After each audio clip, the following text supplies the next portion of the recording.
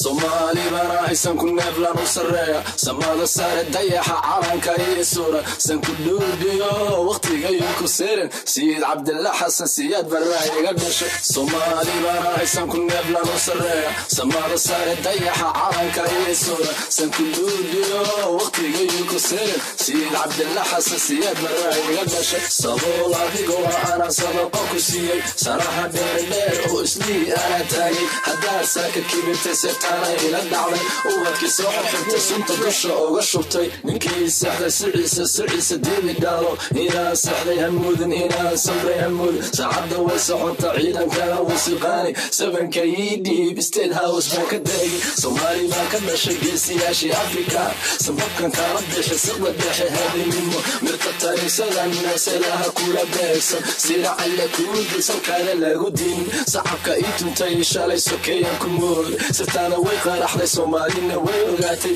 safaaradan gubi inasan ka gudiyo sidii Hitler baan sinjigaada barabiin Somali bana isan ku neefla u sareeya samada sare dayaxa calanka iyo suura san ku dhuubiyo waqtiga iyo ku seeran Sayid Cabdillah Xasan Siyaad baraayiga dhashay Somali bana isan ku neefla u sareeya samada sare dayaxa calanka iyo suura san ku dhuubiyo waqtiga iyo ku seeran Sayid Cabdillah Xasan Siyaad baraayiga dhashay Hargeysa sooda garowe sooda jijiga sooda Garissa sooda Xamar sooda Kismaayo sooda Buuda sooda Beledweyne sooda Bardheere sooda Baydhabo sooda Tallaaya tallaah ciidanka sooda Sahro yidib calanka yidib haddaan soo noqon wadanka u dadaala South Africa maqal saaxiibka mii Soomaalida gubtay weligii ma iloobo wallee ma iloobo sidaan mudima Somali weyniyowday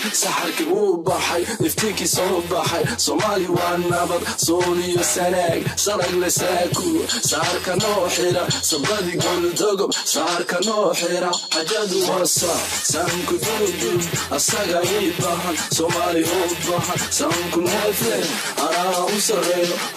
u sareeyo aflaan caqilo suganta sooda Somali bana isan ku neefla u sareeya samada sare dayaxa calanka iyo suura san ku dhuubiyo waqtiga iyo ku seeran Sayid Cabdillah Xasan Siyaad baraayiga dhashay Somali bana isan ku neefla u sareeya samada sare dayaxa calanka iyo suura san ku dhuubiyo waqtiga iyo ku seeran Sayid Cabdillah Xasan Siyaad baraayiga dhashay